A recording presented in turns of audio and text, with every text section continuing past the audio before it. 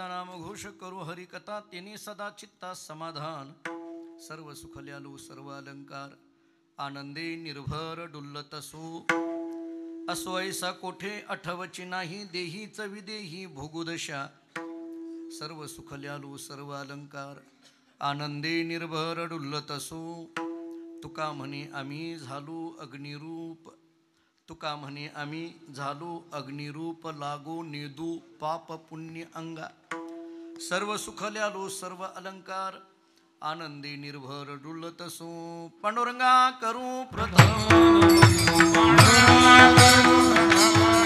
पांडुरंगा करू प्रथम दोसरे चरणा संताची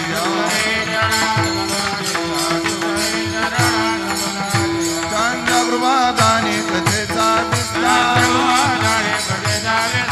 कृपादाने कथेचा विस्तार बाबाजी सद्गुरु दास तुका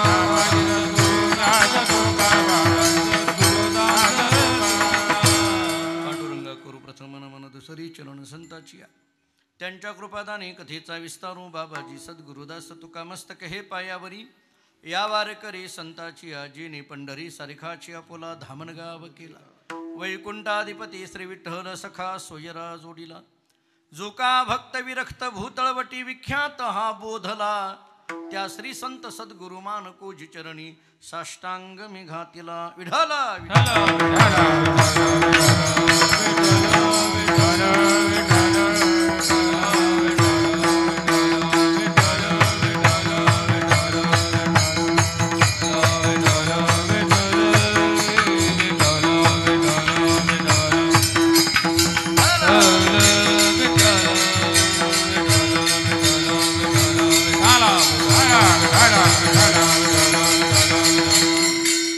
सदा नाम घोष करू हरिकथा तेने सदा चित्ता समाधान सर्व सुखल्यालू सर्व अलंकार आनंदे निर्भर डुल्लतसो प्रस्तुत कीर्तन रूपी सेवेकरिता म्हणजे निरूपणाकरिता प्राप्त असणारा भंग महान भगवत भक्त जगद्गुरु श्री संत तुकाराम महाराज यांचा अत्यंत प्रसिद्ध महत्त्वाचा असा हा अभंग आहे.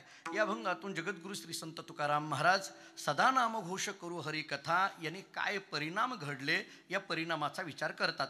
अभंगाच्या चारही चरणातले उत्तरार्ध हे भगवंताच्या नामाचे परिणाम आहेत असं म्हणायला हरकत नाही.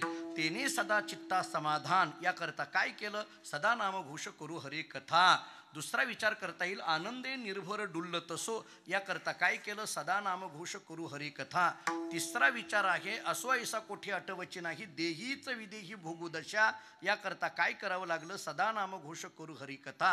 आणि चौथा विचार आहे लागो नेदू पाप पुण्य अंगा या अवस्थेपर्यंत जाण्याकरता सुद्धा काय करावं लागलं सदा नाम घोष करू हरिकथा. विठ्ठला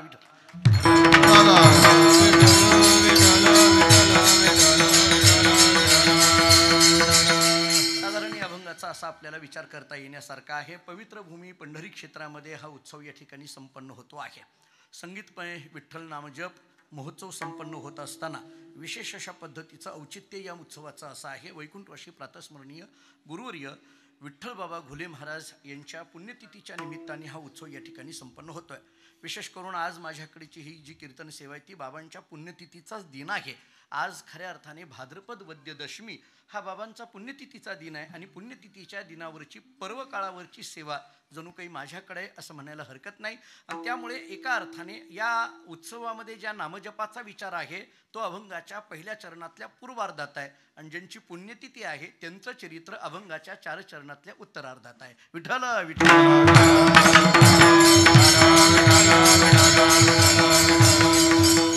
आम्ही जे बाबांना पाहिलं आणि आम्ही जे बाबांना अनुभवलं मी दोन्ही शब्द वापरतो.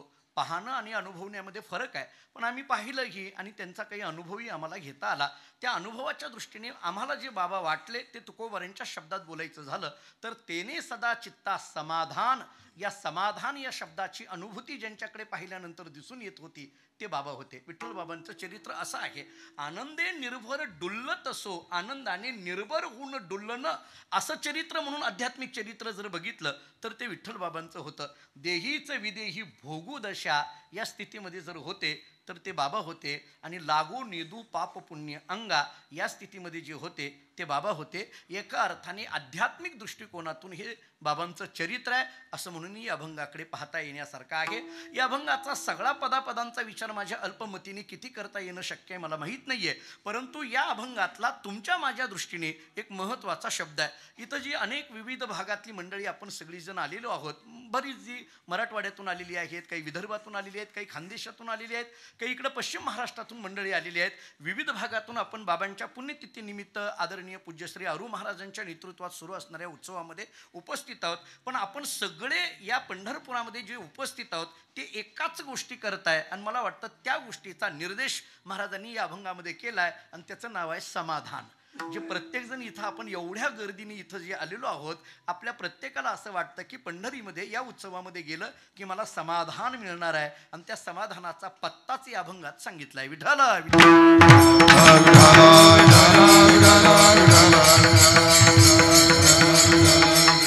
आता प्रश्न निर्माण होतो की हे समाधान समाधान म्हणजे तरी नेमकं काय आहे? सदा नाम घोष करू हरिकथा तेने सदा चित्ता समाधान. हा समाधान या शब्दाचा अर्थ तरी नेमकं काय करावा? समाधान हे वस्तूच्या प्राप्तीमध्ये नसतं, समाधान हे वृत्तीच्या स्थिरतेमध्ये असतं. नीट ऐका, समाधान हा शब्द उच्चार करायला जरी सोपा वाटत असला तरी त्या शब्दाच्या अनुभूतीपर्यंत जाण्याकरिता मात्र फार मोठी साधनाच करावी लागते असं म्हणायला हरकत नाही. मराठीमधील काही शब्द असे आहेत की त्या शब्दांचा केवळ उच्चार करून जमणार नाही, त्या शब्दांच्या अनुभूतीला फार महत्त्व दिलं जातं. मला वाटतं की त्या दृष्टीने समाधान या शब्दाकडे बघावं लागेल. सत्य या शब्दाच्या केवळ उच्चाराला महत्त्व नाही आहे, सत्य शब्दाच्या अनुभूतीला महत्त्व आहे. आनंद या शब्दाच्या केवळ उच्चाराला महत्त्व नाही आहे, आनंद या शब्दाच्या अनुभूतीला महत्त्व आहे. तसं समाधान या शब्दाच्या केवळ उच्चाराला महत्त्व नाही आहे, समाधान या शब्दाच्या अनुभूतीला महत्त्व आहे. बहुतांशी आपल्या सगळ्यांमध्ये एखाद्या माणसाला सहज जर आपण विचारलं कसं चाललंय, तर सगळ्या 4,500 अभंगामध्ये किंवा सर्व संतांच्या अभंगामध्ये एकच प्रमाण त्याला पाठ असतं आणि तेही अर्धच असतं आणि तेही फार ठसक्यामध्ये बोलतं. एखाद्याला जर विचारलं कसं चाललंय, ठेविले अनंते तैसेची राहावे, हे ठरलेलं आहे. फक्त एवढं उच्चार करून जमणार नाही, पुढचं फार महत्वाचं आहे. चित्ती असो द्यावे समाधान, चित्ती असो द्यावे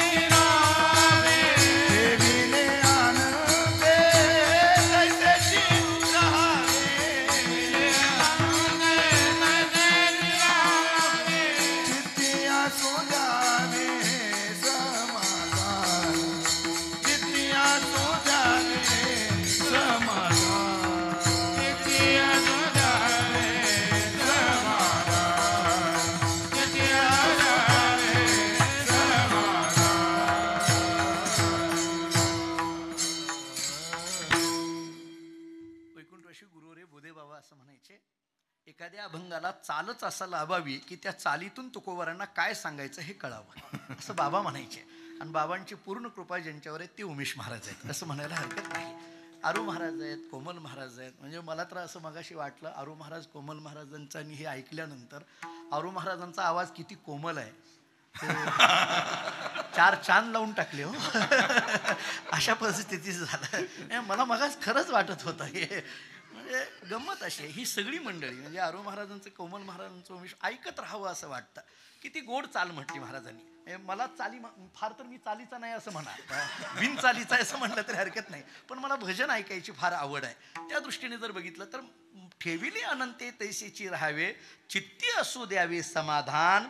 इथला ठेविली अनंते तैसेची राहावे हे थोडंसं बाजूला ठेवा, पण आवश्यकता अनुभूतीच्या दृष्टीने जर कशाची असेल तर चित्ती असू द्यावे समाधान. याचा अर्थ असा आहे की समाधान हा अनुभूतीचा विषय आहे हे मला सांगायचं आहे. या अभंगामध्ये ज्या समाधानाचा विचार केला ते समाधान म्हणजे काय, मी त्याची पहिली व्याख्या अशी सांगत होतो. वस्तूच्या प्राप्तीमध्ये समाधान नाहीये, वृत्तीच्या स्थिरतेमध्ये समाधान आहे. नीट ऐका, वृत्ती स्थिर होणं, वृत्ती हे निवृत्ती झाली जनन दिसे तेथे, किंवा तुका म्हणे मग नये वृत्तीवरी सुखाचे शेजारी पहुडईन. त्यामुळे निवृत्ती होणं ही खरी समाधानाची अवस्था आहे. मी थोडंसं गमतीने पुढलं एक वाक्य सांगतो. निवृत्ती होणं वेगळं आणि निवृत्त होणं वेगळं. कळलं का? पहा, निवृत्त आणि निवृत्ती. निवृत्त होण्याकरिता वयाची अट आहे. निवृत्त होण्याकरिता वयाची अट आहे. 60 वर्ष झालं की शासन आपल्याला म्हणतं तुम्ही आता निवृत्त झाला असं आपल्याला सांगतं. पण निवृत्ती करता वयाची अट नाहीये. म्हणजे 60 वर्षापर्यंतच परमार्थ असं नाही. उलट 60 नंतर आमच्या जोर आहे म्हणजे असं दिसून येतं. त्यामुळे असं नाही आहे की याला वयाची अट नाहीये. पण निवृत्ती हा शब्द महत्वाचा आहे. वृत्ती निवृत्ती होणं ही जी स्थिती येते याला समाधानाची स्थिती म्हणा. म्हणजे वस्तूच्या प्राप्तीमध्ये समाधान नाहीये, वृत्तीच्या स्थितीमध्ये स्थैर्यामध्ये समाधान आहे. असा समाधान शब्दाचा एक अर्थ आपल्याला करता येण्यासारखा आहे. आणखीन एक अर्थ सांगतो. समाधान समाधान या शब्दाचा विचार करत असताना शास्त्रामध्ये किंवा नाथ महाराजांनी भागवतामध्ये केलेला विचार फार गोड आहे. चित्त चित्त न राहता चित्त चिदरूप होणं ही खरी समाधानाची स्थिती आहे. नाथ महाराज आपल्याला नेहमीची एक ओवी असं सांगतात. प्राप्ता प्राप्त लाभावस्था बाधू न सके साधूंच्या चित्ता, चित्त घातले भगवंता या नाव निरपेक्षता. नाथांची भागवतातली भाषा किती गोड आहे पहा. प्राप्ता प्राप्त लाभावस्था बाधू न सके साधूंच्या चित्ता. मला इथं बोलायचं आहे. याचं कारण चित्त घातले भगवंता. आता चित्त चित्त राहिलं नाहीये, चित्त चिदरूप झालं. त्यामुळे प्राप्त आणि अप्राप्त अशी कोणतीही लाभाची अवस्था ज्यांच्या चित्ताला स्पर्श करत नाहीये ती खरी समाधानाची अवस्था आहे. थोडं प्राप्त आणि अप्राप्तीच्या पलीकडे पोहोचणं याला खऱ्या अर्थाने समाधान म्हणा. हे कळण्याकरता त्याला लागून 2 शब्द देतो. प्राप्त आणि अप्राप्तीच्या पलीकडे पोहोचणं. मुळात प्राप्त हा शब्द सुखाच्या अनुषंगाने आहे आणि अप्राप्त हा शब्द दुःखाच्या अनुषंगाने आहे. कळतंय का? पहा, एखादी वस्तू मिळाली की जी अनुभूती येते त्याचं नाव सुख आहे आणि एखादी वस्तू मिळाली नाही की जे आम्हाला अनुभव येतो त्याचं नाव दुःख आहे. थोडक्यात मिळण्यामध्ये व्यवहारामध्ये सुख मानलं जातं आणि न मिळण्यामध्ये व्यवहारामध्ये दुःख मानलं जातं.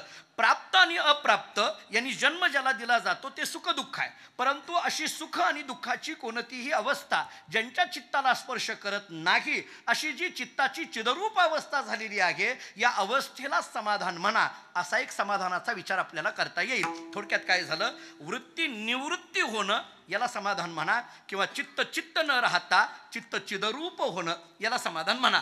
खरं तर आणखीन तत्वज्ञानाच्या दृष्टीने थोडासा विचार केला तर हा जो चित्त शब्द आहे की नाही, चित्त शब्द लिहिला जातो ना, चला पहिली वेलांटी आणि तला त जोडलं की काय होतंय? चित्त. खरं पाहायला गेलं तत्वज्ञानाने विचार असा केलाय हे जो जोडलेला त आहे की नाही तो आरोपित त आहे, त्याला अध्यासिक त म्हणा. खरं पाहायला गेलं तो त नाहीये, तो त मानलेला आहे.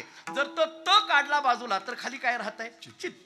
आणि चित म्हणजे काय? चैतन्य. या उपाधी माझी गुप्त चैतन्य असे सर्वगत. म्हणजे चित या शब्दाचा अर्थ चैतन्य, चित या शब्दाचा अर्थ परमात्मा, चित या शब्दाचा अर्थ ब्रह्म. म्हणजे मुळात आहे ते चित, मुळात आहे ते चैतन्य, मुळात आहे ते परमात्मा. त्याला एक त जोडला म्हणून काय झालं? चित्त झालं. मी आपल्या सगळ्यांना एक साधा प्रश्न विचारतो.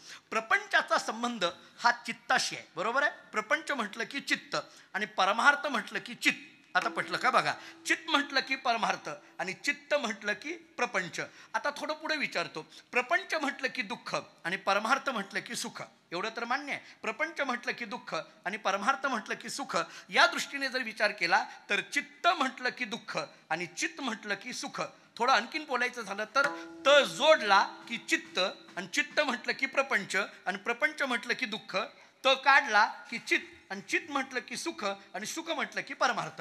थोडक्यात त जोडला की चित्त म्हणजे दुःख आणि त काढला की चित्त म्हणजे सुख. थोडक्यात त जोडला की दुःख आणि त काढलं की सुख. थोडक्यात जोडलं की दुःख. कळलं का? बघा आता आता आम्हाला माहिती आहे म्हणून म्हटलं मी तुमच्याकडे त्याकरताच बघितलं. हे आम्हाला माहिती आहे. आता हे महाराज तच स्त्रीलिंगी रूपती होतं बरं. विठाला विठाला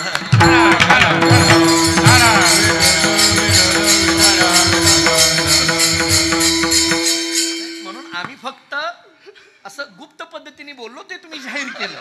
म्हणजे आमच्यात काय गोंधळ आहेत हे फक्त ब्रह्मचार्यालाच माहिती आहे. हे किती विशेष आहे. ह्याच्यावर मला कळत नाही की आम्ही प्रापंचिक आहे हे प्रापंचिक हेही कळत नाही आम्हाला. आमचे गोंधळ आम्हाला माहित नसतात बऱ्याचदा. आणि हे तुम्हाला आता काय, आता हे युट्यूबला फक्त टाकू नका नाहीतर सगळं सांगितलं असतं.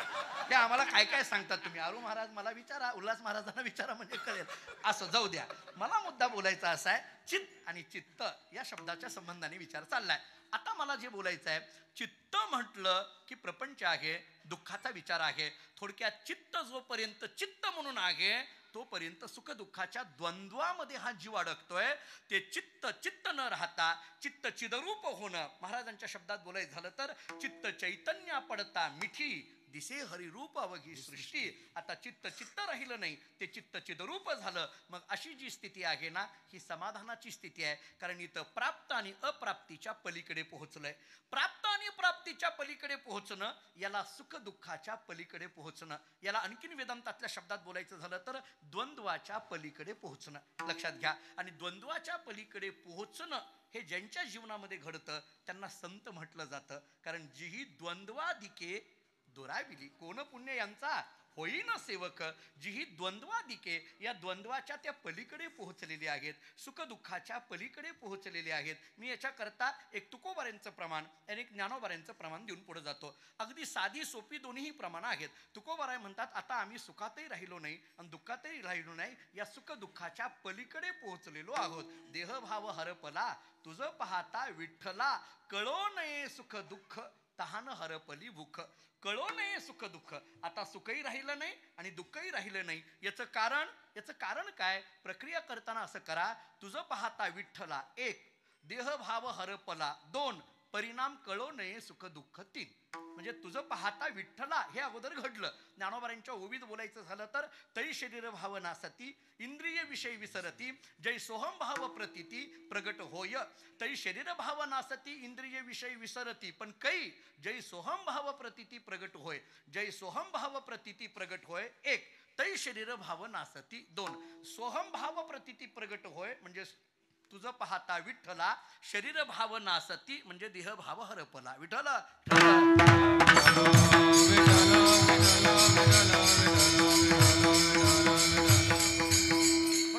या पद्धतीने आपल्याला विचार करता येण्यासारखा आहे. मी हे आपल्याला काय सांगायला लागलो, सुख दुःखाच्या पलीकडे पोहोचणं. ज्ञानोबारांची सगळ्यांच्या रोजच्या पाठातली ऐकण्यातली ओवी देऊन पुढे जातो. ज्ञानोबाराय किती गोड सांगतात पहा, सुखी संतोषा न यावे, दुःखी विषादा न भजावे, लाभालाभ न धरावे मना माझी. जवळजवळ आपल्या सगळ्यांच्या पाठातली ही ओवी आहे, जे आपल्याला रोज सांगितलं जाताना एकतरी ओवी अनुभवावी. पण आता परिस्थिती अशी आहे, एकतरी ओवी वाचावी अशी म्हणायची वेळ आली आता. पण कमीत कमी एकतरी या पद्धतीने जर विचार केलं, कमीत कमी या ओवीचा विचार करा. एकतरी ओवी काय आहे, ते लॉकडाऊनमध्ये उमेश महाराज मी PhDचं लिखाण करत होतो. आता आपण सगळेजण काही ना काही अभ्यास करत होतो. तुम्ही करत होता, मी करत होतो. वेळच होती का? प्रवास नव्हते. प्रवास नसले की वेळ मिळते, वेळ मिळाला की अभ्यास होतो. एरवी अभ्यासाला वेळ मिळत नसल्यामुळे बऱ्याचदा अभ्यासाकडे दुर्लक्ष होतं. पण त्या कोरोनाच्या काळामध्ये निवांत होतो, लिखाण चाललेलं होतं. एका महाराजांचा मला फोन आला. त्यांनी मला विचारलं, काय चाललंय महाराज? म्हटलं काही नाही, PhDचं लिखाण चाललंय, प्रबंधाचं लिखाण चाललंय. मी आपलं त्यांना विचारलं, तुम्ही काय करता? ते म्हटलं आत्ताच ज्ञानेश्वरीचं पारायण झालं. म्हटलं अरे वा छान. त्यांनी पलीकडून मला सांगितलं, अहो महाराज ज्ञानेश्वरी पण चांगली आहे हो. मला कळलं नाही या वाक्याचा अर्थ. आता असं म्हणायचे, बरं चांगलीच आहे पण म्हणायची काही गरज नाही ना. म्हटलं का असं का म्हणायला लागला, ज्ञानेश्वरी चांगलीच आहे. तो म्हटलं अहो नाही हो, मी आयुष्यात कधीच पारायण केलं नाही, पहिल्यांदा पारायण केलंय. कोण म्हणायला लागला? गजर कीर्तनाचा सोहळा आनंदाचा. मला एवढं सांगायचं आहे, आता पुढचं बोलायचं नाहीये, मला विस्तार करायला लावू नका.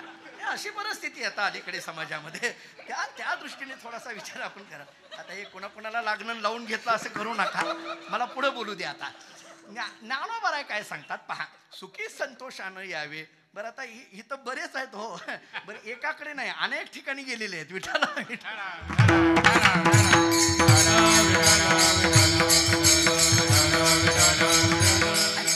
मला जिथं बोलायचं आहे, माझा मुद्दा, मी पलीकडे जात, सदा नाम घोष करू हरिकथा तेने सदा चित्ता समाधान. मला समाधान शब्दाचे अर्थ सांगायचे.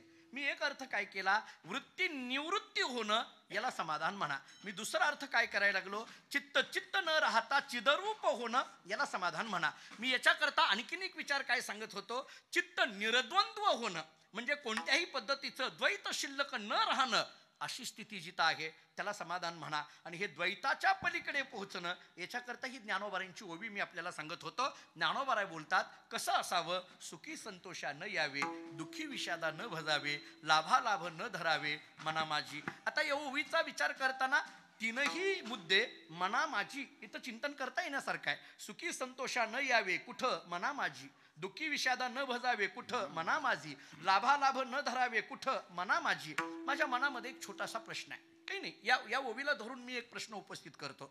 सुखी संतोषा न यावे आणि दुःखी विषादा न भजावे, या प्रमाणाचा किंवा या ओवीचा सरळ सरळ अर्थ असा आहे, सुख आलं संतोषा न यावे आणि दुःख आलं विषादा न भजावे.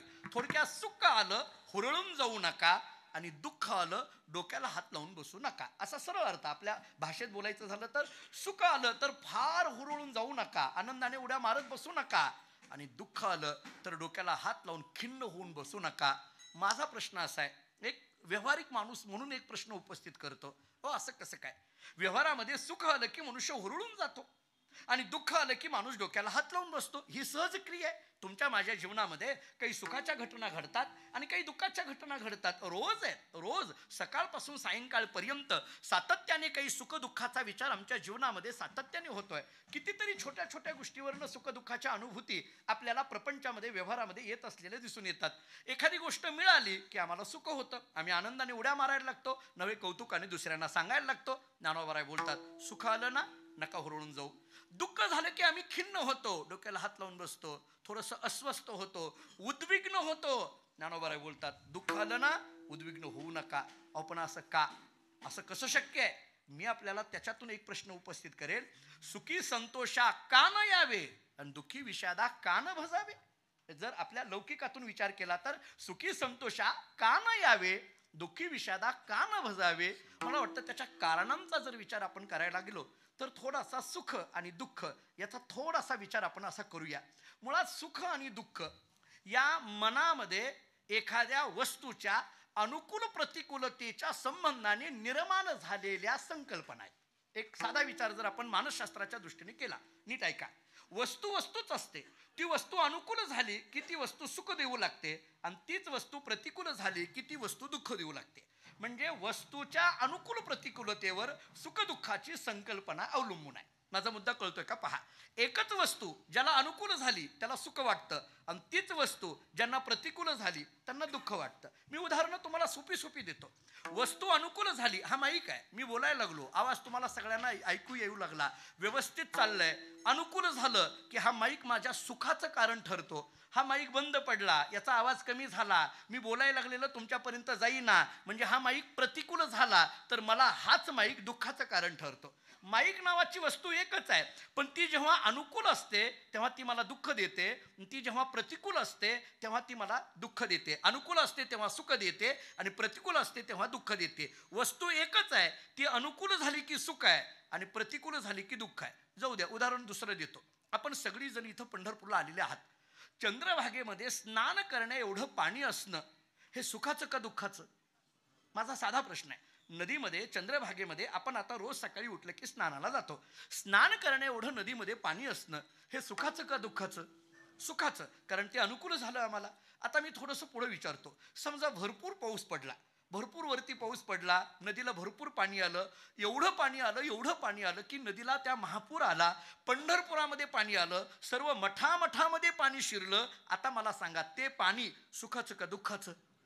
नदी तीच आहे, पाणी तेच आहे, पण जेव्हा अनुकूल होतं तेव्हा काय झालं? ते सुख आहे. आणि तेच पाणी जेव्हा तुम्हाला प्रतिकूल होऊ वाटतं तेव्हा ते काय झालं? दुःख. म्हणजे पाणी तेच आहे हो, पण ते पाणी जेव्हा अनुकूल आहे तेव्हा सुख आहे आणि तेच पाणी जेव्हा प्रतिकूल आहे तेव्हा दुःख आहे. मी जरा पुढलं बोलतो. समजा नदीला महापूर आला, दुःख वाटायला लागलं. म्हणजे आम्हा पंढरपूरकरांना याची एवढी सवय झाली, मी अनेक वेळेला मानत असतो, महापूर येणं म्हणजे काय? पाण्यात राहून पाणी पिण्याची अडचण, त्याचं नाव महापूर. आता आम्हाला महापुराची व्याख्याच ही आहे महाराज. म्हणजे तुम्ही सगळेजण मध्ये 2-3 वर्षापूर्वी पूर आला होता बघा, अनेक लोक घाबरत होते, आम्हाला फोन लावत होते, महाराज कसं आहे, काय आहे, काय चाललंय, काय तुम्हाला पाहिजे? मी म्हटलं, अहो काही नाही हो, पाण्याची व्यवस्था नाही फक्त. अहो कडेनी पाणीच आहे की? अहो पाणीच आहे पण पाणी नाही. बरोबर आहे, पाण्यात राहून पाणी प्यायला मिळत नाही. मग झालं, आम्हाला ते दुःख वाटायला लागलं, मान्य. 2 दिवसानंतर महापूर ओसरला. आता ऐका, महापूर ओसरला आणि सगळीकडे मग पंचनामे करण्याकरता शासनाचे अधिकारी येऊ लागले. आमच्याही मठात आले, आमच्या बोधले महाराजांच्या मठात आले. मला म्हणायला लागले, महाराज या महापुरामध्ये तुमच्या मठाची फार पडझड झाली. सगळीकडे त्यांनी पंचनामा वगैरे केला आणि त्यांनी मला सांगितलं, तुमच्या या पडझडीकरता म्हणून आम्ही 50,000 रुपये तुम्हाला जाहीर करतोय. मला सांगा, हे सुखाचं का दुःखाचं? मला जर विचाराल तर असला महापूर 2-2 दिवसाला यावा, चातुर्मासात तर यावाच यावा. हे कंसातलं आहे आता. काय मला सांगा. सांगा की हा. म्हणजे मला 50,000 रुपये जाहीर केले, अनुकूल झालं ना. हे सुखाचं का दुःखाचं? सुखाचं. मला त्यांनी 50,000चा चेक दिला. आता थोडं पुढे ऐका. तो चेक घेतला मी बँकेमध्ये दिला. तो 50,000चा चेक वटलाच नाही. अनुदानाचे चेक माऊली कसे असतात मला माहित नाही, पण हे वटतच नाहीत. आता मला सांगा काय झालं? दुःख झालं ना. म्हणजे वस्तू एकच आहे, हातामध्ये चेक आला, अनुकूल झालं, सुख आहे. पण तो चेक वटला नाही, प्रतिकूल झाला, दुःख आहे. वस्तू एकच आहे, ती अनुकूल झाली की सुख आहे आणि ती प्रतिकूल झाली की दुःख आहे. ज्ञानोबा बोलतात, सुख आलं तरी हुरळून जाऊ नका आणि दुःख आलं तर डोक्याला हात लावून बसू नका. का? मनामध्ये त्या वस्तूच्या अनुकूल प्रतिकूलतेवरून निर्माण झालेल्या या संकल्पना आहेत. मग जर मनातच या संकल्पना निर्माण होत असतील तर सुख आल्यानंतर का हुरळून जाता आणि दुःख आल्यानंतर का डोक्याला हात लावून बसता? म्हणून सुखी संतोषा न यावे, दुःखी विषादा न भजावे. समजा हा मुद्दा नाही फारसा पटला, मी दुसरा मुद्दा सांगतो, नीट ऐका. थोडासा अध्यात्मशास्त्राच्या दृष्टीने, कर्मशास्त्राच्या दृष्टीने एक विचार मांडतो. काही नाही, सोपा विचार आहे. माझा मुद्दा काय आहे? समाधान. मला जिथं पोहोचायचं आहे तो शब्द आहे समाधान. मी समाधानाची पहिली व्याख्या सांगत होतो, वृत्ती निवृत्ती होणं याला समाधान म्हणा.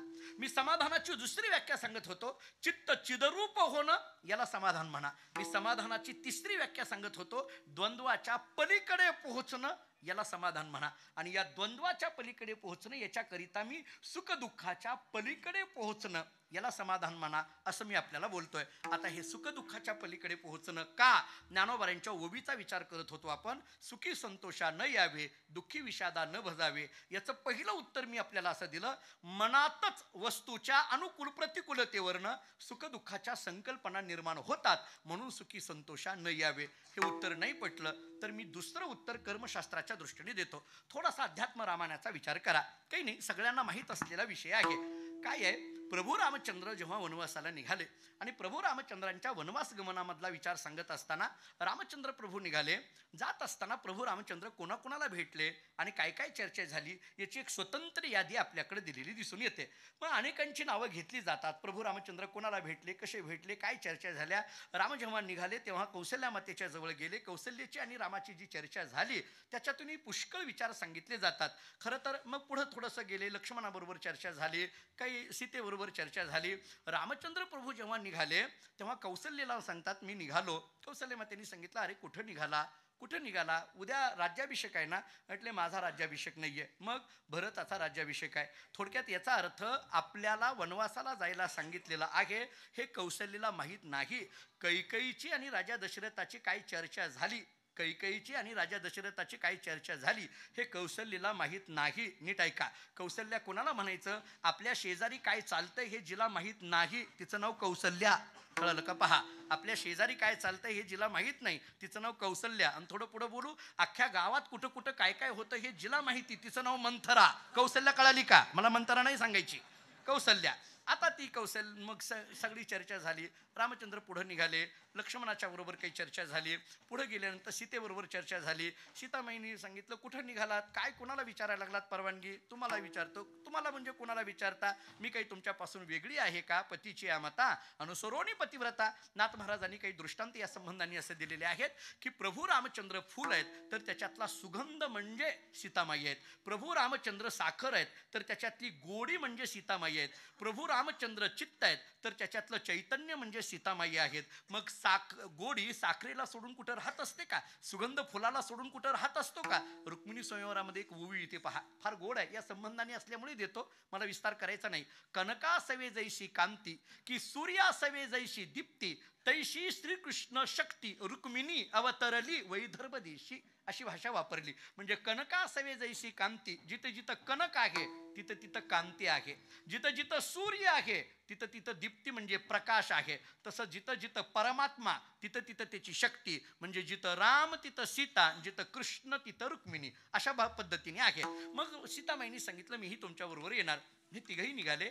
पहिला मुक्काम जेव्हा त्या गुहकाकडे झाला तेव्हा सायंकाळच्या वेळेला राम सीता त्या पाचोळा केलेला होता त्याच्यावरती झोपलेले होते. रात्रीची वेळ लक्ष्मण जागे होते.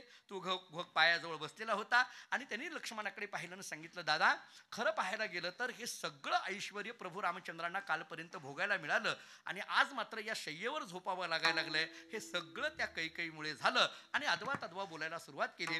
तेव्हा लक्ष्मणाच्या मुखात जो श्लोक अध्यात्म रामायणामध्ये दिला तो फार गोड आहे. लक्ष्मणांनी सांगितलं गुहकाला, अरे बाबा असं म्हणू नको. सुखस्य दुःखस्य नको पिदाता परो ददाती इति कुबुद्धिरेषा अहम करोमि इति व्रताभिमानः स्वकर्म सूत्र ग्रथितो हि लोकाः. या श्लोकाचा भाव असा आहे, सुखाचा आणि दुःखाचा या जगामध्ये कोणी दाता नाही. अहम करोमि इति व्रताभिमानः परो ददाती इति कुबुद्धिरेषाः. खरं पाहायला गेलं मग ही सुख दुःख निर्माण होतात कशी? स्वकर्म सूत्र ग्रथितो ही लोकाः. आपली जशी कर्म असतील तशी त्या कर्माची फळं सुख दुःख भोगावी लागतात. ज्ञानोबराय बोलतात, जसं कर्म असेल तशी सुख दुःखाची फळं जर भोगावी लागत असतील तर सुखी संतोषा का यावे, दुःखी विषादा का भजावे. म्हणजे सुखी संतोषा न यावे आणि दुःखी विषादा न भजावे. विठ्ठला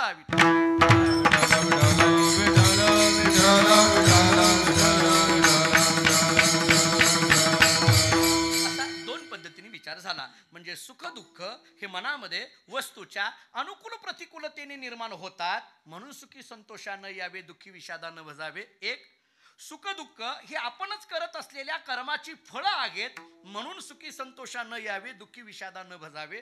हे दोन्ही मुद्दे नाही फारसे भावले तर मी एक तिसरा मुद्दा सांगतो. पहा, तिसरा मुद्दा एक गमतीचा किंवा सूक्ष्म चिंतन असं केलंय, सुख तरी काय आणि दुःख तरी काय. याचा विचार करताना एक साधा सूक्ष्म एवढा विचार शास्त्रांनी सांगितला. अहो सुख म्हटलं तर काय होतं? एखाद्याला विचारलं का हो तुमच्या जीवनामध्ये एवढी सगळी सुख दिसून येत आहेत, तुमच्या मुलाचं लग्न झालं किंवा तुम्हाला नोकरी लागली, तुम्हाला बंगला नव्हता बंगला मिळाला, तुम्हाला मान मर्यादा मिळायला लागली, हे सगळं तुमच्या जीवनामध्ये एवढी सुख दिसून यायला लागली, काय आहे? तर व्यवहारातला सामान्य माणूस एकच उत्तर देतो, महाराज काहीतरी पुण्य उदयाला आलंय. एवढंच उत्तर देतो. बघा, काहीतरी पुण्य उदयाला आलंय एवढी म्हणून सुख आहेत. म्हणजे सुखाच्या अनुभूतीला आपण कारण परंपरा कशाची सांगतो? पुण्य उदयाची. बरोबर आहे. म्हणजे पुण्य उदयाला आलंय, काहीतरी पुण्य आहे, त्या पुण्याचं फळ म्हणजे ही सुख भोगतोय असं उत्तर येतं. बरोबर आहे. मला आता पुढे जे सांगायचं ते नीट ऐका. दुसरा मुद्दा विचारला का हो तुमच्या जीवनामध्ये एवढी दुःख कशी काय? शत्रूच्या जीवनामध्ये सुद्धा एवढी दुःख येऊ नये एवढी तुमच्या एकट्याच्या जीवनामध्ये दुःख येऊ लागली. तुमच्या घरावर जप्ती आली, तुमची नोकरी गेली, तुमचा अपघात झाला, तुमच्या बँकेचं लोन वाढायला लागलं, अनेक घटना तुमच्या जीवनात झाल्या, असं कसं काय? तर तो माणूस एकच उत्तर देतो, काहीतरी पाप आडवं येतंय महाराज. याचं काय सांगायचं? काहीतरी पाप आडवं येतंय. म्हणजे आपल्या जीवनात पूर्वीच्या दुष्कर्मापासून घडलेलं जे पाप आहे त्या पापाचं फळ म्हणजे दुःख, आपल्या जीवनात पूर्वी घडलेलं जे सत्कर्म आहे त्या सत्कर्मापासून निर्माण झालेलं जे पुण्य, त्या पुण्याचं फळ म्हणजे सुख आहे. म्हणजे सुख हे पुण्याचं फळ आहे आणि दुःख हे पापाचं फळ आहे. व्यवहारातला नियम असा आहे, फळ प्राप्त करून दिलं की साधन संपतं. फळ प्राप्त करून दिलं की साधन संपतं. मग सुख नावाचं फळ प्राप्त झालं की पुण्य नावाचं साधन संपलं. म्हणजे पुण्याचा क्षय झाला ना, सुख मिळालं म्हणजे. आणि दुःख नावाचं फळ प्राप्त झालं म्हणजे पाप नावाचं साधन संपलं, म्हणजे पापाचा क्षय झाला. थोडक्यात सुख म्हणजे काय? पुण्याचा क्षय म्हणजे सुख. आणि दुःख म्हणजे काय? पापाचा क्षय म्हणजे दुःख. ज्ञानोबाराय बोलतात, जर सुख म्हणजे पुण्याचा क्षय असेल आणि दुःख म्हणजे जर पापाचा क्षय असेल तर सुख आल्यानंतर का हुरून जातो? पुण्याचा क्षय झाला ना म्हणून सुखी संतोषा न यावे. आणि दुःख आल्यानंतर का डोक्याला हात लावतो? कारण पापाचा क्षय झाला ना म्हणून दुःखी विषादा न भजावे, सुखी संतोषा न यावे, दुःखी विषादा न भजावे. विठ्ठला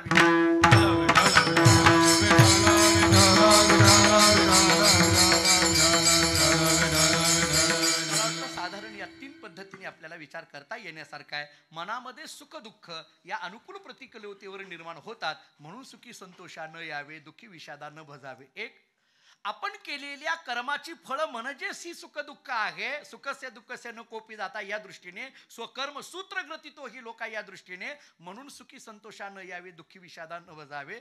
आणि आपण ही सुखी संतोषा न यावे, दुःखी विषादा न भजावे का? अरे बाबा, सुख म्हणजे पुण्याचा क्षय आहे आणि दुःख म्हणजे पापाचा क्षय आहे.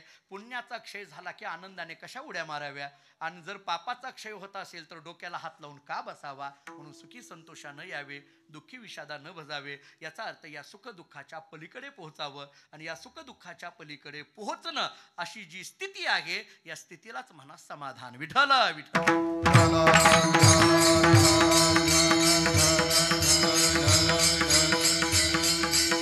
पण आणखीन याला लागून एक दुसरा जर आधार द्यायचा झाला तर एका अर्थाने ही स्थितप्रज्ञाची अवस्था आहे असा विचारात घ्या. किंवा वानप्रस्थ आश्रमाचा विचार करा. जरा आणखीन आश्रमाच्या दृष्टीने विचार करायचा झाला तर आपल्याला, मला असं वाटतं की समाधान या स्थितीचा विचार करताना वानप्रस्थ आश्रमामध्ये काय असतंय? संयोगी वियोग ना. वानप्रस्थ आश्रमामध्ये संयोगी वियोग. मला माझ्या अल्पमतीने, माझ्यापेक्षा अधिक पद्धतीने पूज्यश्री उमेश महाराज इथं आहेत, ते अधिक पद्धतीने सांगतील, पण मला एक साधारण माझ्या समजुतीप्रमाणे, जरी धन्य गृहस्थाश्रम हा असं म्हटलेलं असलं, ब्रह्मचर्य आश्रम, गृहस्थाश्रम, वानप्रस्थाश्रम आणि संन्यासाश्रम, या बाकीचे 3 आश्रम गृहस्थाश्रमावर अवलंबून आहेत, म्हणून धन्य गृहस्थाश्रम हा, हे तितकंच ठीक आहे. पण जगण्याच्या दृष्टीने कठीण जर कोणता आश्रम असेल तर वानप्रस्थाश्रम. व्यवहारामध्ये ब्रह्मचर्य आश्रमापेक्षा सुद्धा आणि गृहस्थाश्रमापेक्षा सुद्धा वानप्रस्थ आश्रम जगणं फार कठीण आहे. अगदी सोप्या शब्दात बोलायचं झालं तर आपण सगळं निर्माण करायचं. नीट ऐका, वानप्रस्थ आश्रम म्हणजे काय? आपण सगळं विठ्ठल विठ्ठल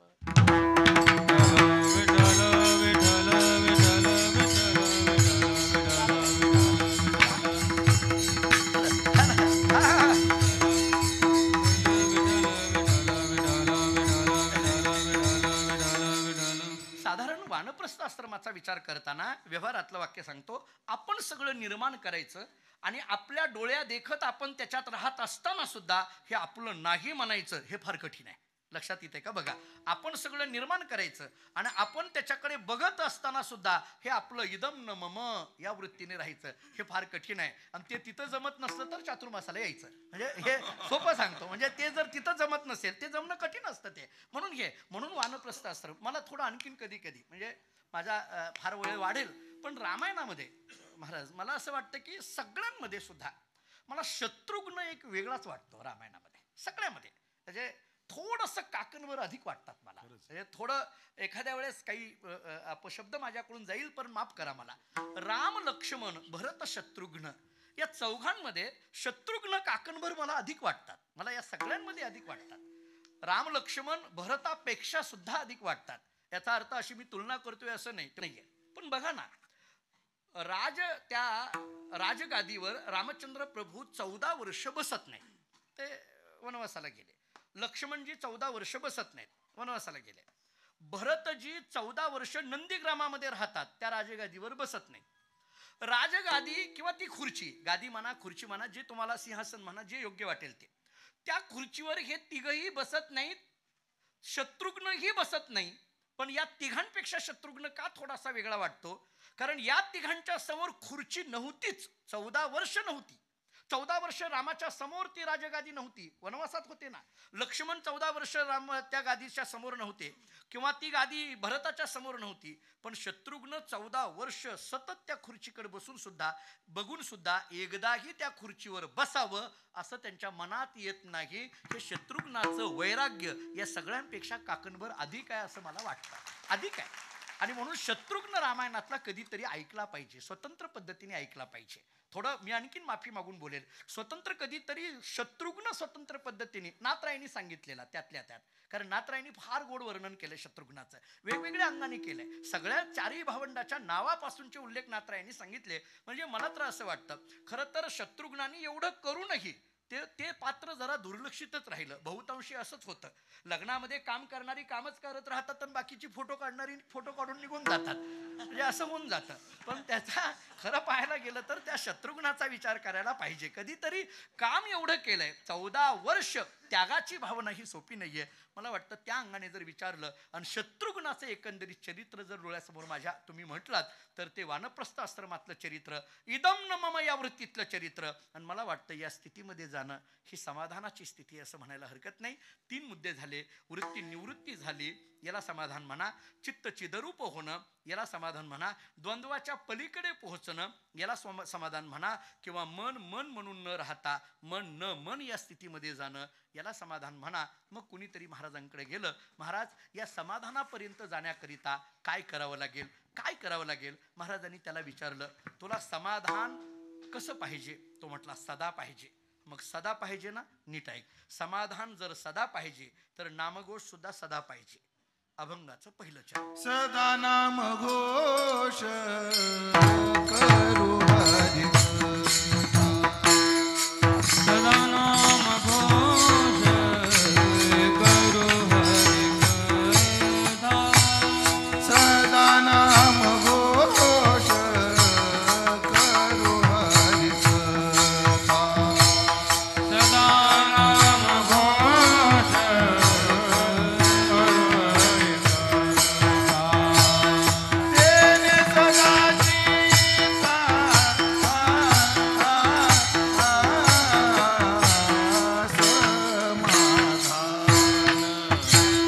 सर्व सुख ल्यालो सर्व अलंकार.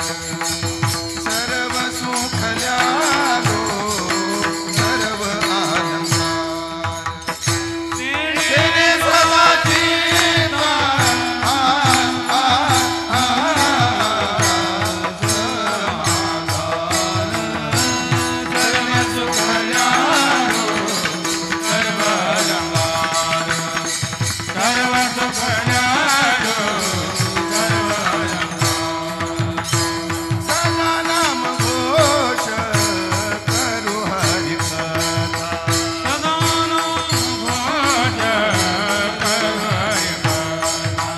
सदा नाम घोष करू हरि कथा. सदा नाम घोष करू हरि कथा. सदा नाम घोष करू हरि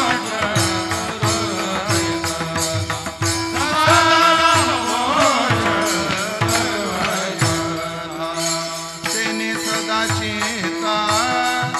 समाधान समाधान समाधान सर्व सुख ल्यालो सर्व अलंकार.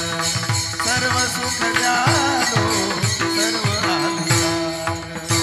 तेने सदाची समाधान समाधान समाधान सर्व सुख ल्यालो सर्व अलंकार. सर्व सुख ल्यालो सर्व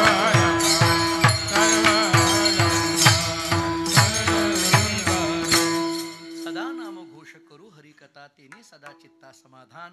या अभंगातील समाधान या शब्दाचा विचार करायचा असेल, सदा समाधान हवं असेल तर तुकाराम महाराज म्हणतात त्याच्याकरता काय करावं लागेल? सदा नामघोष.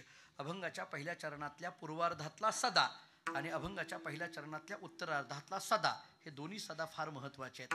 कदा कदा नामघोष, कदा कदा समाधान असं होणार आहे.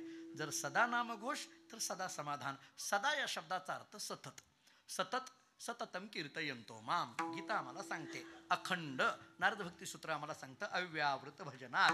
अखंड महाराजांच्या सोप्या शब्दात बोलायचं झालं तर दिनरजनी हाची धंदा, गोविंदाचे पोवाडे. महाराजांची अनेक वचने या संबंधाने आपल्याला सांगता येण्यासारखे आहेत. अखंड नामचिंतन, सदा नामघोष या शब्दाचा विचार करत असताना अखंड नामघोष चाललेला आहे. आता तुकोबारायांच्या चरित्राच्या दृष्टीने विचार केला तर आपल्याकडे साधारण कानावर आपले शब्द असे आहेत. तुकोबाराय ज्या रस्त्याने जात होते त्या रस्त्यावरची माती सुद्धा विठ्ठल विठ्ठल म्हणत होती, इतकं चरित्र आपल्याला सांगितलं जातं. महाराज ज्या रस्त्यावरून जात होते त्या रस्त्यावरची आमचे वडील गुरुवरे दादा फार गोड उदाहरण देत असतात. ते असं सांगत असतात की काय म्हणे, तुकोबाराय जेव्हा भजनाला जायचे पाठीमागून जिजाई जायच्या. मग आता ते तुकोबाराय कुठे आहेत माहीत नाही. कधी भंडाऱ्यावर जायचं, कधी भामचंद्रावर जायचं, कधी गरुडेश्वरावर जायचं, शोधायचं आणि मग जिथं असतील तिथं चालू असलेलं भजन बंद करायचं. आपण आणलेली भाकरी त्यांना खाऊ घालायची आणि जीव घातल्यानंतर म्हणायच्या आता करा भजन, आता करा भजन. जीव घालायचं आणि मग म्हणायचं आता करा भजन. आमचे वडील दादा असं सांगत असतात, तुकोबारायांची जिजाई तुकोबारायांना जीव घालायची, पण ती भजना करता जीव घालणारी ती जिजाई आणि जेवणा करता भजन करायला लावणारी आमची जिजाई. असं ते सांगत असतात. नाही काही नाही. कुठं बघायचं सगळ्याच तिथं बरोबर बघितलंय मी. जाऊ द्या, हे सगळं तुम्ही आम्ही एकाच मापातले आहेत, त्याचा विषय नाही. हा फरक आहे. संत नवती जगा मानसा त्यासारिखे. मला सांगा, अखंड नामचिंतन, सदा नाम घोष. आता मला थोडा तत्वज्ञानातून एक विचार आणखीन एक सांगायचा आहे. नामघोष आणि समाधान याचा काय कार्यकारण भाव संबंध आहे हो? म्हणजे नाम म्हणजे असं झालं, समाधान कशाने? नामाने. म्हणजे थोडं जर विचार करायचा झाला, समाधान हे जर कार्य असेल तर त्याचं कारण काय झालं? नाम. मग आता नामाने समाधान याचं काय नेमकं काय? याच्या कारणामध्ये या काय असं आहे? नामामध्ये असं काय आहे की जे समाधानाच्या स्थितीपर्यंत घेऊन जातं? मुळात हे नाम नाम म्हणजे तरी नेमकं काय? साधारण आपल्याकडे शब्दांचा विचार करत असताना आवृत्त भेदाने युक्त असलेलं नाव, किंचित आवृत्त आणि किंचित अनावृत्त भेदाने युक्त असलेलं नाव आणि अनावृत्त भेदाने युक्त असलेलं नाव, अशा 3 पद्धतीने विचार केला जातो. आवृत्त भेदाने युक्त असलेलं नाव म्हणजे काय? त्या शब्दाचा उच्चार जरी केला तरी त्या शब्दांचा परिणाम जाणवत नाही. त्या शब्दाचा उच्चार जरी केला, उदाहरण सोपं आपल्याकडे दिलं जातं, अग्नी. अग्नी असं म्हटलं, अग्नी म्हटल्याबरोबर कुठं आग लागते का? अग्नी म्हटल्याबरोबर कुठं आग लागते का? आपल्या बोलण्याने अनेकांच्या घरात आग लागते ती गोष्ट नाही राहिली, पण अग्नी म्हटलं ना आग लागली असं कधी होत नाही. झालं. किंचित आवृत्त आणि किंचित अनावृत्ता करता उदाहरण दिलं जातं चिंचेचं. चिंच असं म्हटल्याबरोबर चिंच मिळत नाही पण तोंडाला पाणी सुटतं. आणि अनावृत्त भेदाने युक्त असलेल्या नावाचा विचार करताना परमात्म्याचं नाव सांगितलं जातं, कारण परमात्म्याचं नाव घेतल्याबरोबर नाम घेता कंठी पुढे उभा जग जेठी. नाव घेतल्या बरोबर तो हजर होतो. या दृष्टीने सुद्धा भगवंताच्या नामाचा विचार केला जातो. नाम घेता मन नीवे जीवे अमृत चित्रवे. नाम घेता मन नीवे जीवे अमृत चित्रवे. नाम घेता मन नीवे जीवे अमृत चित्रवे. नाम घेता मन नीवे जीवे अमृत चित्रवे. होताची बरवे ऐसे शकून लाभाचे. होताची बरवे ऐसे शकून लाभाचे. होताची बरवे ऐसे शकून लाभाचे. होताची ऐसे शकून लाभाचे. मन रंगले रंगले तुझ्या चरणी स्थिरावले. मन रंगले रंगले तुझ्या चरणी स्थिरावले. मन रंगले रंगले तुझ्या चरणी स्थिरावले. मन रंगले रंगले तुझ्या चरणी स्थिरावले. नाम घेता मन नीवे जीवे अमृत चित्रवे. नाम घेता मन नीवे जीवे अमृत हे सवे. हे होताची बरवे ऐसे शकून लाभाचे. ऐसे शकून लाभाचे. मन रंगले रंगले तुझ्या चरणी स्थिरावले. मन रंगले रंगले तुझ्या चरणी स्थिरावले. हे होताची बरवे ऐसे शकून लाभाचे. ऐसे शकून लाभाचे. मन रंगले रंगले तुझ्या चरणी स्थिरावले. मन रंगले रंगले तुझ्या चरणी स्थिरावले. नाम घेता मन निवे जीवे अमृतची सवे. होताची बरवे ऐसे सकुन नामाचे. 3 मुद्दे तर अतिशय महत्वाचे. नाम घेता मन निवे 1, जीवे अमृतची सवे आणि 3 होताची बरवे. होताची होताती बरवे अवघे शकून लाभाचे. बस अवघे शकून लाभाचे. होताती बरवे या या या प्रमाणाने जर विचार केला तर नाम घेता मन निवे याचा अर्थ भगवंताचं नाव घेतल्याबरोबर मनाला जर शांती प्राप्त होत असेल, मनाला समाधान प्राप्त होत असेल, तर या नामाचा आणि समाधानाचा असा नेमकं त्याच्यातून कार्यकारण भाव आहे तरी काय? नेमकं काय आहे? असं काय नाव घेतल्याबरोबर ही स्थिती येते? असं काय आहे? तो का म्हणे नाम चैतन्य हे निजधाम. नामाचा विचार करताना मुळात नाम या शब्दांमध्ये काही अर्थ दडलेले आपल्याला दिसून येतात. साधारण विग्रह करताना आपल्याकडे असा केला जातो, न अधिक आम बरोबर नाम. आता याच्यातला आम शब्द आणि न, गीतापरीच्या काही अंकांमध्ये नामाचा या पद्धतीने विचार आपल्याला केलेला दिसून येतो. न अधिक आम याचा जर विचार करायला गेलो तर न या शब्दाचा अर्थ आहे नष्ट होणं. आम या शब्दाचा अर्थ काय? आम हा शब्द आयुर्वेदामध्ये आमाशय आणि पित्ताशय या दृष्टीने येतो आणि आमाशयाचा अर्थ सांगितला जातो कच्च. थोडक्यात आम या शब्दाचा अर्थ आहे कच्च, न या शब्दाचा अर्थ आहे नष्ट होणं आणि आम या शब्दाचा अर्थ आहे कच्च. कच्चा हा शब्द जीवाच्या दृष्टीने आहे. थोडक्यात जीवाच्या ठिकाणी असलेला कच्चेपणा ज्यांनी नष्ट होतो त्याला नाम म्हटलं जातं आणि जीवाचा कच्चेपणा नष्ट होणं याला समाधान म्हटलं जातं. म्हणून सदा नाम सदा समाधान. विठ्ठला विठ्ठल.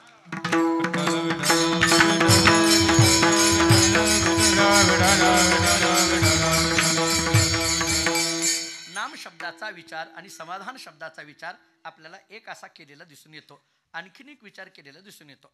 आम या शब्दाचा विचार एक सांगितला कच्च. आता ते कच्च पक्क कसं आहे, नामदेव यांची गोरोबा काकाची कथा सगळ्याला माहीत आहे, मी जास्त विस्तार करण्यात वेळ घेत नाही. आणखीन एक विचार आपल्याला करता येण्यासारखा आहे. आम या शब्दाचा विचार करताना आणखीन एक असा अर्थ केला जातो, गती असा अर्थ केला जातो. आम या शब्दाचा अर्थ गती, न या शब्दाचा अर्थ नष्ट. हे न ठरलेलंच आहे. पहिला न या शब्दाचा अर्थ नष्ट केला, आम या शब्दाचा अर्थ कच्च केला. आता दुसरा अर्थ सांगायला लागलोय. न या शब्दाचा अर्थ नष्ट, आम या शब्दाचा अर्थ गती. थोडक्यात गती नष्ट करणं. आता गती कोणती? संसार हा गतिमान आहे. संसार हा कसा आहे? गतिमान आहे. त्यामुळे संसाराची गती ज्यांनी नष्ट केली जाते ते नाम आहे आणि संसाराची गती नष्ट होणं याच्यासारखं समाधान दुसरं कोणतं नाही. म्हणून सदा नाम सदा समाधान. विठ्ठला विठ्ठल.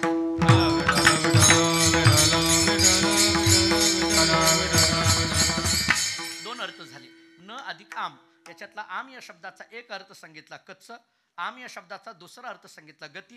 आणखीन एक आहे, आम या शब्दाचा आणखीन एक अर्थ सांगितला जातो रोग असं सांगितलं जातं. आम या शब्दाचा आणखीन एक सांगितला जातो रोग. कुणीतरी म्हणेल अहो रोग आणि नष्ट करणं, नामाचा आणि रोग नष्ट करण्याचा काय संबंध आहे? रोग नष्ट करण्याकरता तर मेडिकलमध्ये औषध आहेत वेगवेगळी, इकडे नामाकडे जायची काय गरज आहे? सामान्य रोग वेगळे आणि भवरोग वेगळा. हा जो रोग आहे तो सामान्य रोग नाही. भवरोगा ऐसे जाय अनेक काय शुल्लके ब्रह्मरस घेई काढा जेणे पिढा वारेल. काय करावं लागेल? पथ्य नाम विठोबाचे अनेक वाचे न सेवी भवरोगा ऐसे जाय. याचा अर्थ आम या शब्दाचा अर्थ रोग आहे म्हणजे भवरोग आहे आणि न या शब्दाचा अर्थ नष्ट आहे म्हणजे भवरोग नष्ट करण्याचं सामर्थ्य नामामध्ये आहे. आणि मला वाटतं भवरोग म्हणजे संसार नावाचा रोग नष्ट होणं हे समाधान आहे. म्हणून सदा नाम सदा समाधान. विठ्ठला विठ्ठल.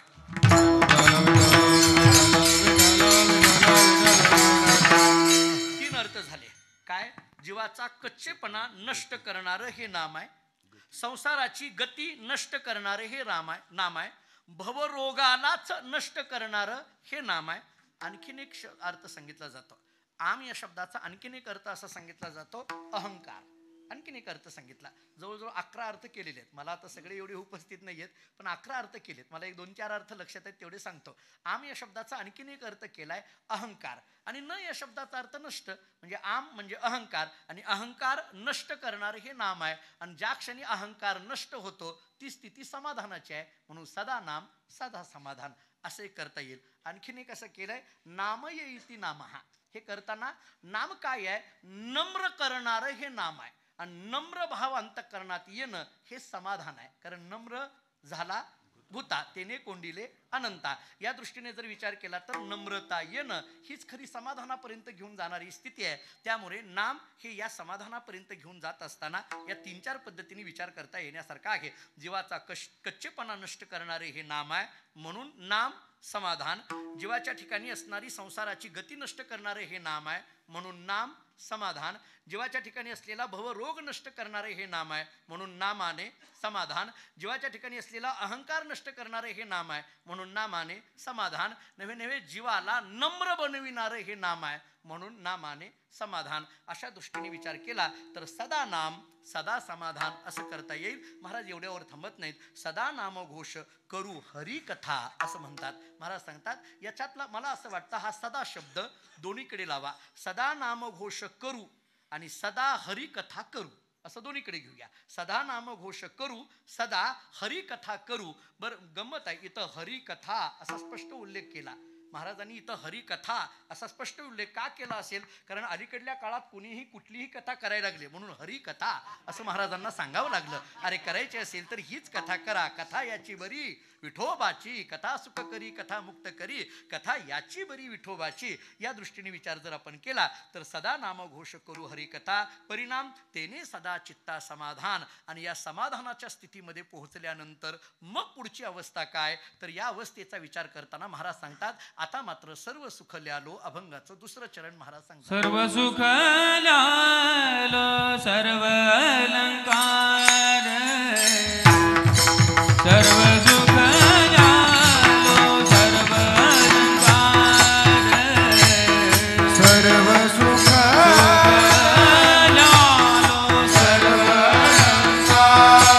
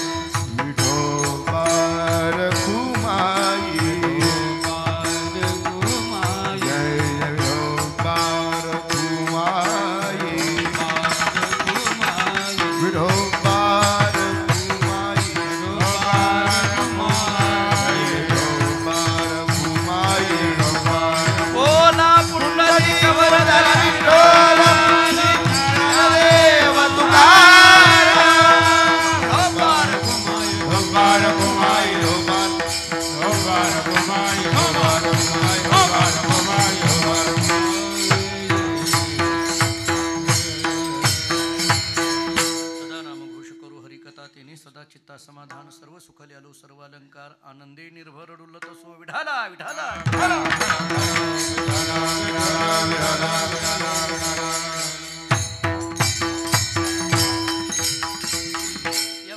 विचार करताना पहिल्या चरणाचा विचार आतापर्यंत आपण करून आलो. सदा नामघोष करू हरिकथा तेने सदा चित्ता समाधान. याच्यातला सदा शब्द कळाला. नामघोष म्हणजे काय कळालं. करू हरिकथा शब्द साधारण कळाला आपल्याला. तेने सदा चित्ता समाधान. समाधान शब्दाचे काही अर्थ आपण पाहिले. आता यापुढे महाराज सांगतात सर्व सुख ल्यालो सर्व अलंकार. आता आम्ही या समाधानाच्या स्थितीमध्ये आल्यामुळे आता सर्व सुख ल्यालो. सर्व हा शब्द जर विचारात घेतला सुख आणि सर्व या शब्दाचा विचार करायचा झाला तर सर्व हा शब्द ब्रह्मवाचक आहे. सर्व हा शब्द ब्रह्मवाचक आहे. थोडक्यात ब्रह्मसुख ल्यालो असं म्हणा किंवा ब्रह्मसुखाच्याही पुढे ज्या सुखाचा विचार केला जातो तो भक्ती सुखाचा विचार केला जातो. त्या भक्ती सुखाचे आम्ही परिधान केलं असं म्हणा. सर्व सुख ल्यालो सर्व अलंकार. हे कोणकोणते अलंकार ल्यालो. दैवी संपत्तीच्या 26 गुणांचा विचार केला तरी आपल्याला लक्षात येतं साधारण हे सगळे अलंकार आम्ही ल्यालो असा विचार करा. महाराज सांगतात या सर्व सुख ल्यालो सर्व अलंकार या स्थितीमध्ये आनंदे निर्भर डुल्लत असो. मला कधी कधी आश्चर्य वाटतं, फक्त डुल्लत असो शब्द नाही, आनंदे निर्भर डुल्लत असो. बरं, फक्त आनंदे डुल्लत असो असं नाही, आनंदे निर्भर डुल्लत असो. केवळ डुल्लत असो असणारी संध्याकाळी काही कमी भेटत नाही येत आपल्याला, पण इथं डुल्लत असो फक्त शब्द नाही, आनंदे निर्भर डुल्लत असो.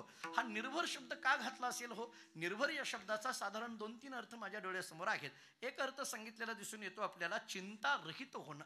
निर्भर शब्दाचे मराठी शब्दकोशामध्ये जे मी अर्थ बघितले त्यातला एक अर्थ सांगितलाय चिंता मुक्त होणं, याला निर्भर म्हटलं. दुसरा अर्थ सांगितलाय तृप्त होणं, यालाही निर्भर म्हटलं. आणखीन एक अर्थ सांगितलाय परिपूर्ण होणं, यालाही निर्भर म्हटलं. म्हणजे आनंदे निर्भर डुल्लत असो याचा अर्थ आनंदाने चिंता रहित होऊन डुल्लू लागलो, एक. आनंदाने तृप्त होऊन डुल्लू लागलो, दोन. आणि आनंदाने परिपूर्ण होऊन डुल्लू लागलो, तीन. आता प्रत्येकाच्या विकल्पाने विचार करायचा झाला तर चिंता मुक्त होऊन आनंदाने डुलणं एवढा बारकावा करण्याची तरी कारणं काय आहेत?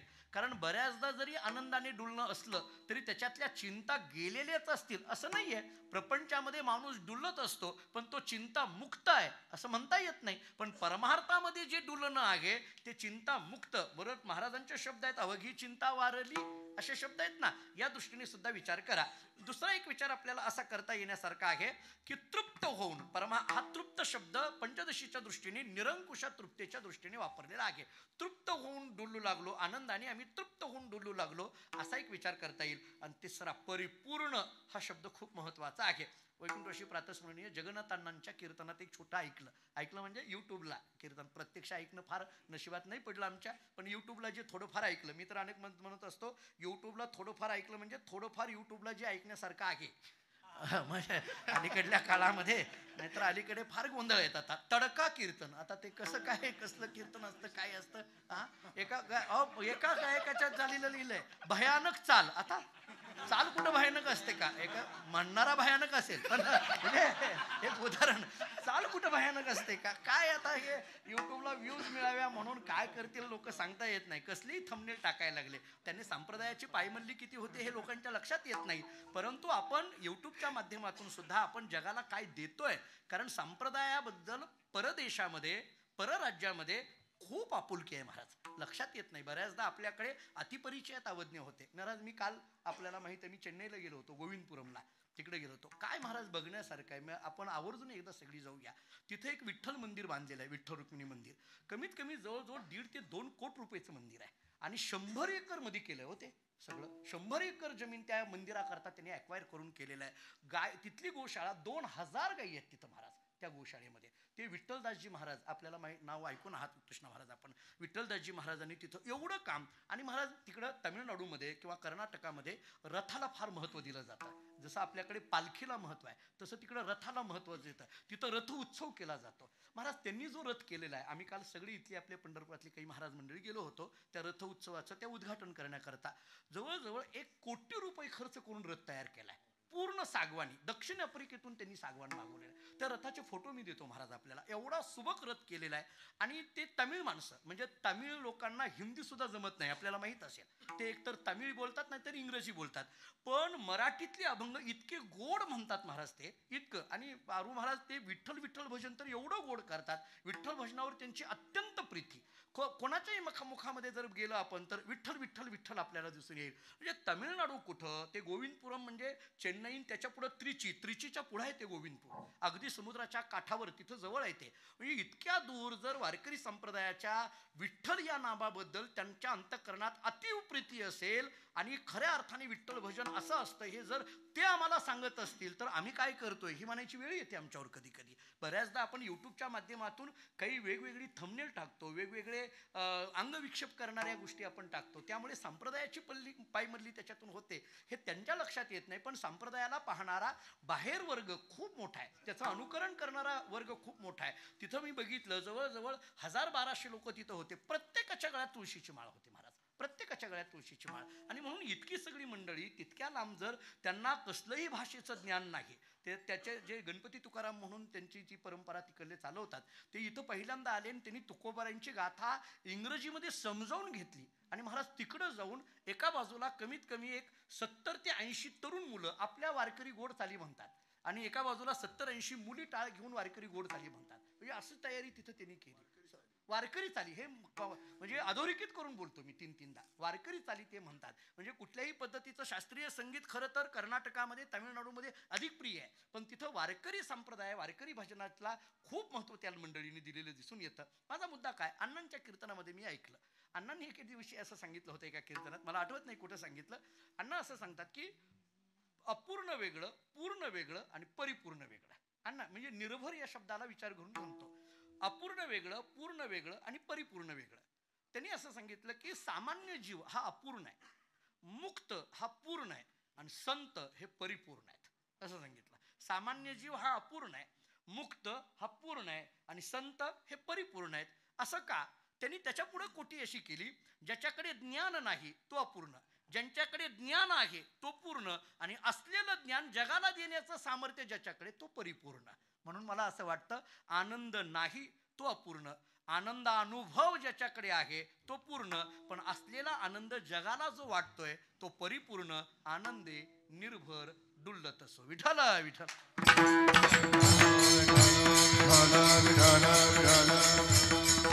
मला असं वाटतं, या आनंदे निर्भर डुल्लत असो याच्यामध्ये जे होते ते वैकुंठवासी गुरुवरे घुले बाबा होते. कारण ते आपल्याकडे असलेला आनंद, सेवितो हा रस वाटितो अनिका, या स्थितीमध्ये होते. थोडंसं पुढे या. आनंदे निर्भर डुल्लत असो, या डुलण्यामध्ये आता देहस्थिती राहिली नाही. या डुलण्यामध्ये देहस्थिती राहिली नाही. आम्ही आता कुठं गेलो तर या देहाच्या पलीकडे देहीच विदेही या स्थितीमध्ये गेलो. मग महाराज सांगतात, असो ऐसा कोठे आठवची नाही, देहीच विदेही भोगुदशा. आता असो ऐसा कोठे आठवची नाही, देहीच विदेही भोगुदशा. हे म्हणत असताना देहीच विदेही भोगुदशा हा जो सांगितली जाते, ही जी स्थिती सांगितली जाते, असो ऐसा कोठे आठवची नाही, या आठवाचा विचार करत असताना 2-3 पद्धतीने विचार आपल्याला केलेला दिसून येतो. अयथार्थ आठव वेगळा, यथार्थ आठव वेगळा आणि केवळ आठव वेगळा. मी देह आहे हा अयथार्थ आठव आहे, मी ब्रह्म आहे हा यथार्थ आठव आहे, आणि मी ब्रह्म आहे, मी देह आहे, या पलीकडे पोहोचणं हा केवळ आठव आहे. विठ्ठल विठ्ठल.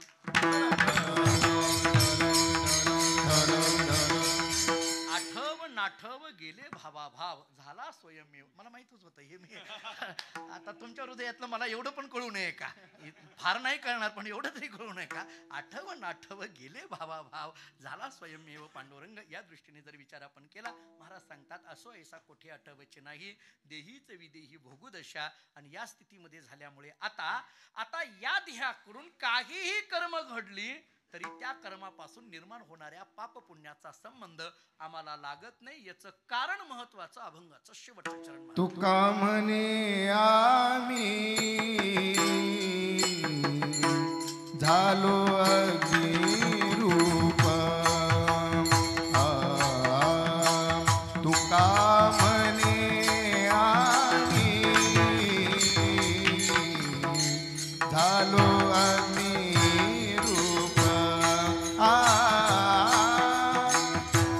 तुका म्हणे आम्ही घालो अग्निरूप, तुका म्हणे आम्ही घालो अग्निरूप, तुका म्हणे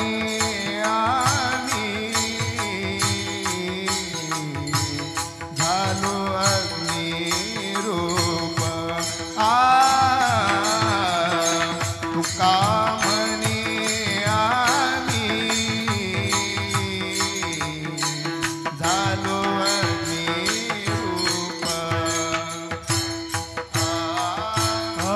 तुका म्हणे आम्ही झालो अग्निरूप, तुका म्हणे आम्ही झालो अग्निरूप, लागोनी दुपाप पुण्यगा, लागोनी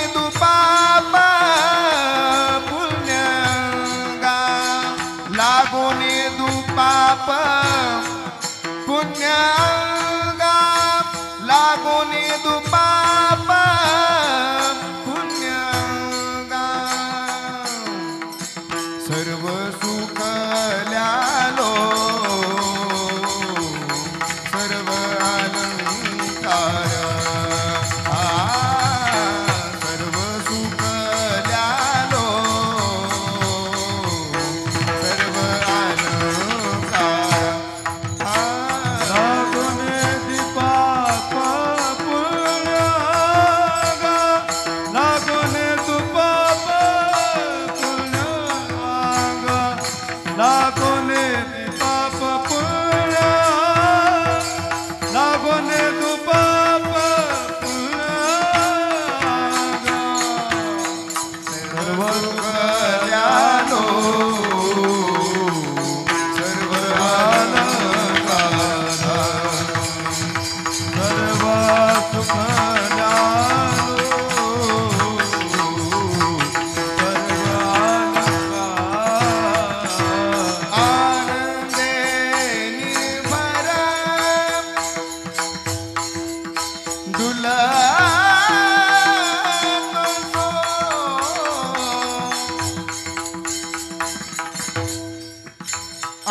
आनंदे निर्भर डुलत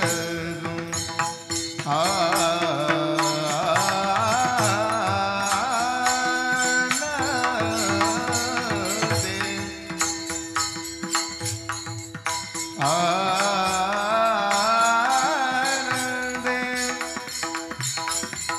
आनंदे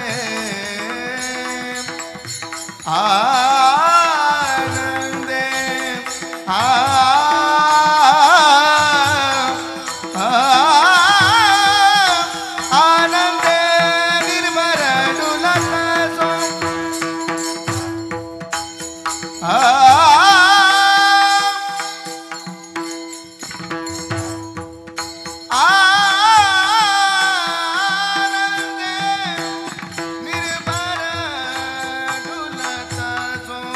आनंदे निर्भर डुलत सो आनंदे निर्भर डुलत सो आनंदे निर्भर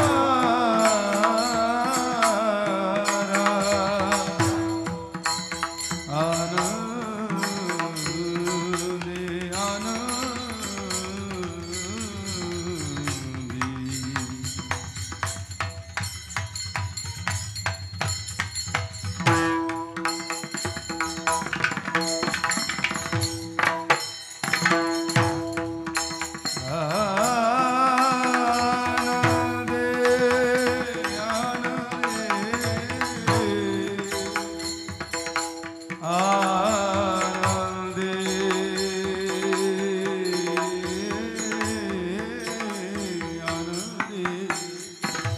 आनंदे आनंदे आनंदे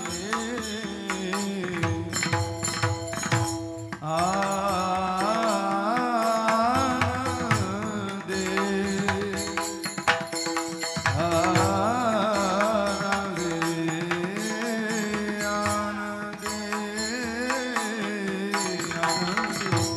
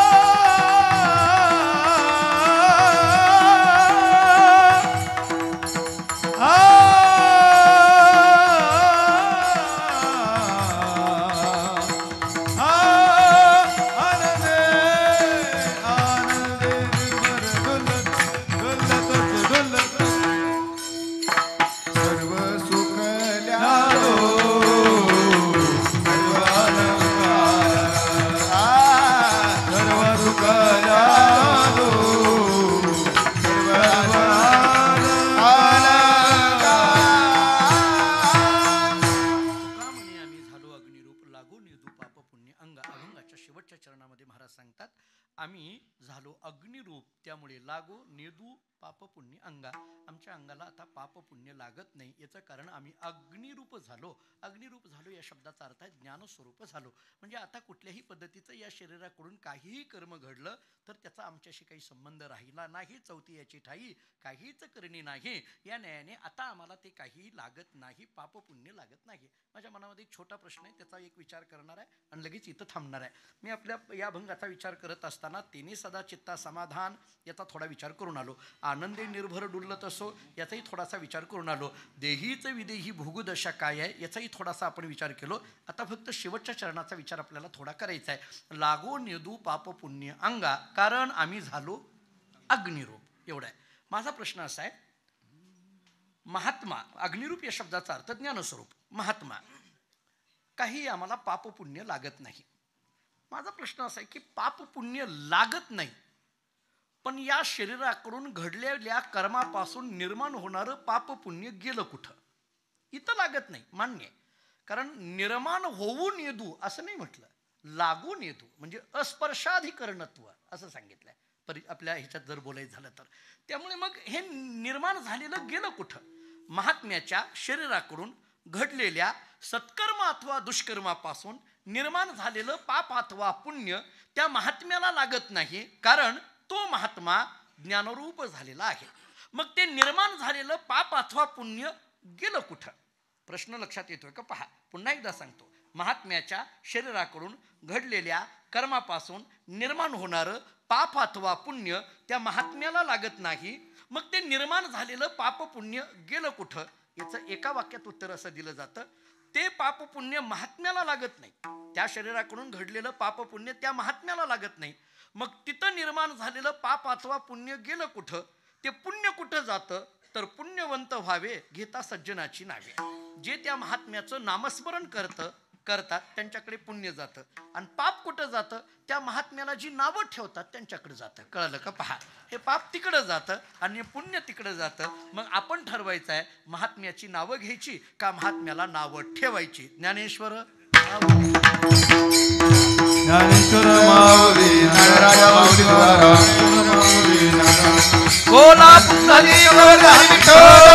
ज्ञानदेव तुकाराम माऊली माऊली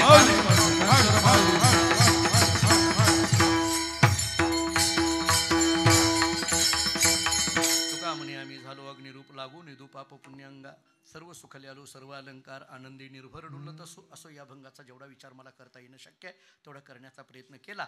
या भंगातल्या सगळ्या पदापदांचा विस्तार माझ्या अल्पमतीने जरी करता येणं शक्य नसलं तरी परंतु साधारण या भंगाची भूमिका काय आहे आणि या भंगाचं एक पद्धतीचं सगळं चरित्र हे जणू काही आपल्याला बाबांचं आध्यात्मिक चरित्र कसं आहे याचा विचार फक्त मी केला. तेने सदा चित्ता समाधान म्हणजे वैकुंठवासी घुले बाबा विठ्ठल बाबा होते. आनंदे निर्भर डुल्लत असो म्हणजे गुरुवरी विठ्ठल बाबा होते. देहीच विदेही भोगुदशा म्हणजे गुरुवरी विठ्ठल बाबा होते. आणि लागू निधू पाप पुण्य अंगा म्हणजे गुरुवरी विठ्ठल बाबा होते.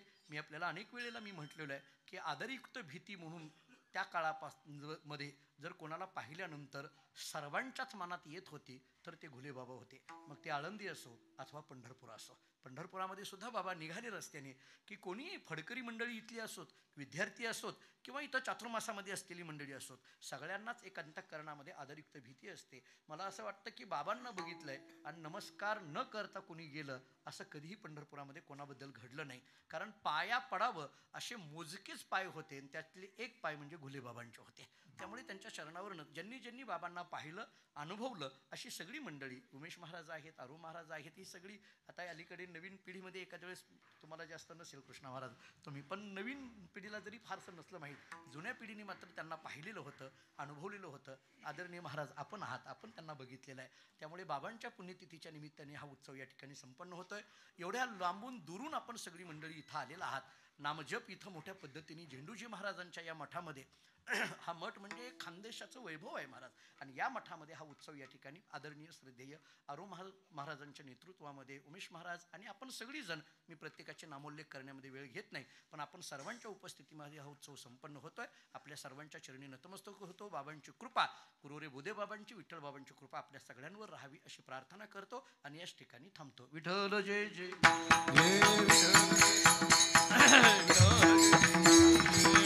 जय जय विठो